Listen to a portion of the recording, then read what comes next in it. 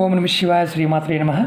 మిత్రులకి శ్రేభిలాషులకి అలాగే నన్ను ఇంతగా ఆదరిస్తున్న యూట్యూబ్ ప్రేక్షకులందరికీ కూడా పేరు పేరు ధన్యవాదాలు. మిత్రులరా, మీ అందరికీ పరాదేవత ఎల్లవేళలా మీతో ఉండి మీ మనోవాంఛ నెరవేర్చాలని మనస్ఫూర్తిగా కోరుకుంటున్నాను. ఈరోజు మనం 2 తేలికైన అత్యంత శక్తివంతమైన ఉపాయాలు తెలుసుకుందాం. ఈ ఉపాయాన్ని శ్రావణ మాసంలో చేయాలి. శ్రావణ మాసంలో మీరు చేయటం వల్ల మీకు అత్యంత అద్భుతమైన ఫలితాలు కలుగుతాయి. మీరు ఇందులో 2 వస్తువులు దానంగా ఇవ్వాలి. అలాగే ఒక చిన్న ఉపాయాన్ని చేయాలి. చాలా చిన్న ఉపాయం. ఈ ఉపాయాన్ని ఆడవారైన మగవారైనా చేయవచ్చు. ఆడవారు నిరసన సమయంలో ఉన్నప్పుడు ఈ ఉపాయాన్ని చేయవద్దు, మిగతా సమయంలో చేసుకోవచ్చు. ఈ చిన్న ఉపాయాలు చేయడం వల్ల మీకు కలిగే లాభాలు చెప్తాను. అలాగే మీకు ఈ వీడియో నచ్చినట్లయితే లైక్ చేయండి, ఛానల్ని సబ్స్క్రైబ్ చేసుకోండి, పక్కనే ఉన్న గంట సింబల్ని యాక్టివేట్ చేసుకొని 10 మంది మిత్రులకి షేర్ చేయండి. ఈ చిన్న చిన్న ఉపాయాలు నమ్మకతో విశ్వాసంతో ప్రయత్నించేయండి. నమ్మకం లేనివారు పొరపాటును కూడా వీటిని ప్రయత్నం చేయవద్దు. ముఖ్యంగా మీరు ఎవరైనా సరే మీ జాతకంలో పితృదోషాలు ఉన్నాయి అని మీకు పండితులు చెప్పినట్లయితే మీరు ఆ దోషంతో బాధపడుతూ పెద్ద పెద్ద పరిహారాలు చేయకపోతే ఈ శ్రావణ మాసంలో ఈ తేలికైన పరిహారం చేసి ఆ సమస్య నుండి బయటపడవచ్చు. అలాగే మీకు ఎలా తెలుస్తుంది మరి పితృదోషాలు ఉన్నాయని, అది కూడా చెప్తాను. మీరు అప్పుల బాధతో బాధపడుతుంటారు. అంటే ఎక్కువగా అప్పులు చేసి అప్పులు తీర్చలేక ఆస్తులు అమ్మేస్తూ ఉంటారు. రుణ బాధలు అంటారు వీటిని. ఈ ఉపాయం చేయడం వల్ల ఈ బాధ నుండి కూడా మీరు బయటపడతారు. అలాగే ముఖ్యంగా లాభం ఏంటంటే ధనలాభం కలుగుతుంది. శ్రావణ మాసంలో మీరు చేయవలసిన ముఖ్యమైన పని ఇంకొకటి ఏంటంటే లక్ష్మీ అమ్మవారితో పాటు శివభగవాన్ని కూడా ఆరాధించాలి ఖచ్చితంగా. అలాగే మీరు పితృదోషాల వల్ల కలిగే మిగతా నష్టాలు కూడా చెప్తాను.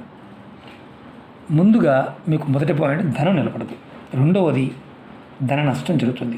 మూడవది కుటుంబ సభ్యుల మధ్య ఎప్పుడు గొడవలు జరుగుతాయి. నాలుగవది అప్పుల బారిన పడుతూనే ఉంటారు. అప్పు చేస్తుంటారు, తీరుస్తుంటారు, మళ్ళీ చేస్తూనే ఉంటారు.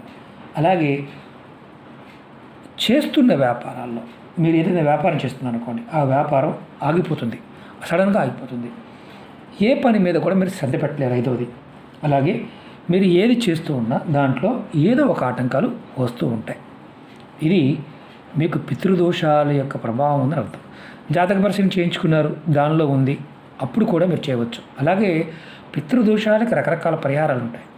ఖర్చుతో కూడుకున్నవి ఉంటాయి, ఖర్చు లేనివి ఉంటాయి. మన వీడియోల్లో కూడా ప్లేలిస్ట్లో వాటిని కూడా పెట్టడం జరిగింది. ఒక దగ్గరగా పితృదోషాలకు సంబంధించి ఒక 20 వీడియోలు ఉంటాయి. అందులో మీరు ఏదైనా చేయవచ్చు. ఈ శ్రావణ మాసంలో పర్టికులర్గా ఈ చిన్న చిన్న ఉపాయాలు చేయడం వల్ల ఖచ్చితంగా మీరు సమస్య నుంచి 100% బయటపడే అవకాశాలు తెలుస్తాయి. మీరు శ్రావణ మాసంలో ఈ పితృదోషాలు తొలగించుకోవడం కోసం ఏదైతే ఇప్పుడు మీరు ఇబ్బంది పడుతున్నారు కదా, ఆ సమస్యల నుంచి బయటపడటం కోసం మీరు ఒక 2 వస్తువులు దానంగా ఇవ్వండి. ఆ 2 వస్తువుల్లో ఒకటి నల్లటి గొడుగు, రెండవది నల్లని చెప్పులు. ఈ రెండింటిని శనివారం రోజున ఎవరికైనా పేదవారికి దానంగా ఇవ్వండి. శనివారం రోజున అయితే ఈ వస్తువులను మాత్రం మీరు శనివారం కొనవద్దు. మీరు శనివారం కొనకుండా సోమవారం నుంచి ఆదివారం నుండి శుక్రవారం వరకు ఎప్పుడైనా కొనుక్కోండి. కానీ శనివారం నాడు మాత్రం కొనకూడదు. మిగతా రోజుల్లో మీరు ఏ రోజునైనా కొని దానంగా ఇవ్వవచ్చు. ఇది మొదటిది. ఇది చాలా తేలికైనది. ఇది పితృదోషాల పాయింట్ ఆఫ్ వ్యూ నుంచి బయటపడడానికి. అలాగే పితృదోషాల వల్ల అప్పులు బాధతో ఇబ్బంది పడుతున్నారనుకోండి, అప్పులు త్వరగా తీర్చాలి, మా వల్ల కావడం లేదు, ఎన్ని చేసినా అవడం లేదు. ఈ శ్రావణ మాసంలో మీరు తప్పకుండా బయటపడడానికి, రుణవిముక్తి కలగడానికి, అలాగే ధనలాభం కలగడానికి బుధవారం రోజున మీరు ఈ ఉపాయం చేయండి. ఇలా మీరు ఒక రావి ఆకు తెచ్చుకోండి. చిన్న రావి ఆకు తెచ్చుకొని పట్టిక, ఆలమంటం, ఉప్పు పట్టిక, మన దిష్టికి కడుతూ ఉంటాం కదా, ఆ పట్టిక, ఇలాంటి చిన్న ముక్క, పట్టిక ముక్క తీసుకోండి. చిన్నది చూపిస్తాను చూడండి, ఇంత ముక్క తీసుకోండి. పట్టిక తీసుకొని ఈ పట్టిక మీరు ఏం చేయాలంటే ఈ ఆకుని రావి చెట్టు మొదలు పెట్టండి. ఏదైతే రావి చెట్టు దగ్గర తీసుకున్నారో అక్కడే మొదలు పెట్టండి. పెట్టిన తర్వాత మీరు ఈ పట్టిక ముక్క దీని మీద పెట్టండి. తర్వాత ఆంజనేయ స్వామి సింధూరం, హనుమత్ సింధూరం అంటాం కదా, సింధూరాన్ని తీసుకోండి. తీసుకొని ఇలా కొద్దిగా ఆ పట్టిక మీద వేయండి. వేసిన తర్వాత మీరు అంటే ముందు ఆకు పెట్టాలి, తర్వాత పటిక పెట్టాలి, దాని మీద సింధూరం వేయాలి. ఈ ఆకు కూడా ఎక్కడ రావి చెట్టు మొదల్లోనే పెట్టండి. తర్వాత మీరు విష్ణుమూర్తిని మనసులో తలుచుకోండి. ఏమని? అప్పుల నుండి త్వరగా బయటపడాలని అని కోరుకోండి. అలాగే ఇది ఎప్పుడు చేయాలి అనే అనుమానం మీకు ఉంటుంది. శ్రావణ మాసంలో ఏ బుధవారమైనా చేయవచ్చు. ఉదయం నుండి సాయంత్రం 5 లోపు ఎప్పుడైనా చేయవచ్చు. ఇది చెప్పాను కదా, ఆడవారు నెలసరి సమయంలో మాత్రం చేయకూడదు. ఏదైనా మరణించి ఉన్నా లేకపోతే మా కుటుంబ సభ్యులు ఎవరన్నా పోయారండి చేయొచ్చా? చేయవచ్చు. నేను అలాంటిది ఏం లేదు. నెలసరి ఉంటే చేయకూడదు. ఇలా మీరు ఈ శ్రావణ మాసంలో వచ్చే ప్రతి బుధవారం నాడు ఈ ఉపాయాన్ని చేయండి. మీరు ఆకుని తెచ్చుకోవడం కానీ ఇంకేం లేదు. ఆకు కోసుకోవడం, చెట్టు మొదల్లో పెట్టడం, చేయడం, శ్రీ మహావిష్ణువు తలుచుకోవడం, మనసులో కోరిక ఏదైతే అప్పులు త్వరగా బయటపడాలని కోరుకోవడం, రుణ విముక్తి కలగాలని కోరుకోవడం, నమస్కారం చేసుకోవడం, మీరు ఇంటికి వచ్చాడు. ఒకటి గుర్తుంచుకోండి, ఇక్కడ మనం చాలా ముఖ్యమైనది ఏంటంటే, నిబంధన ఏంటంటే, ఇది మీరు చేసే సమయంలో ఎవరితో మాట్లాడకూడదు. అంటే తిరుగుతూ మాట్లాడుతున్నాం కదండి, ఎక్కడ చేయాలి? దేవాలయంలో చెట్టున చేయవచ్చు, రోడ్డు పక్కన ఎక్కడైనా పెట్టిన చెట్టు చేయవచ్చు. ఒకవేళ మీ ఇంటి దగ్గర కుండీలో చెట్టు ఉంటే కుండీ దగ్గర చేయవచ్చు. కానీ వాటర్ ట్యాంకుల మీద కానీ గోడల మీద కానీ వచ్చిన వాటి దగ్గర పొరపాటున ప్రయత్నించవద్దు. శ్రావణ మాసం మొత్తం ఎన్ని బుధవారాలు వస్తే అన్ని బుధవారాల్లో మీరు ఈ ఉపాయాన్ని చేయండి. గొడుగు అలాగే చెప్పులు మీరు శనివారం నాడు దానంగా ఇవ్వండి. శ్రావణ మాసంలో ఖచ్చితమైన మార్పు వస్తుంది.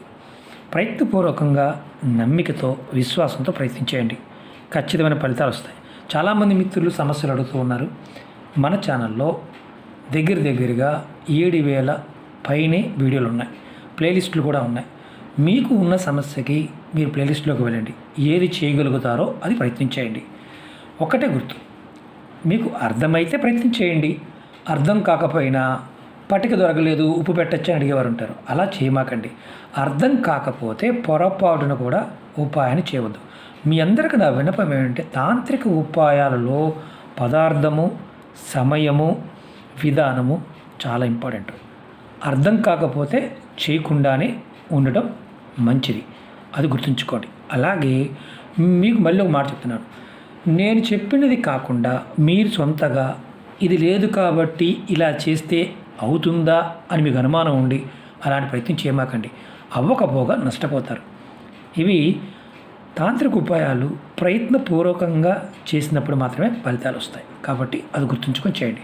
అలాగే మీకు ఈ వీడియో నచ్చినట్లయితే లైక్ చేయండి, ఛానల్ని సబ్స్క్రైబ్ చేసుకోండి, పక్కనే ఉన్న గంట సింబల్ని యాక్టివేట్ చేసుకొని 10 మంది మిత్రులకి షేర్ చేయండి. వారి జీవితాలను కూడా మీరు మార్చిన వారు అవుతారు. ఓం నమః శివాయ. శ్రీమాత్రే నమః.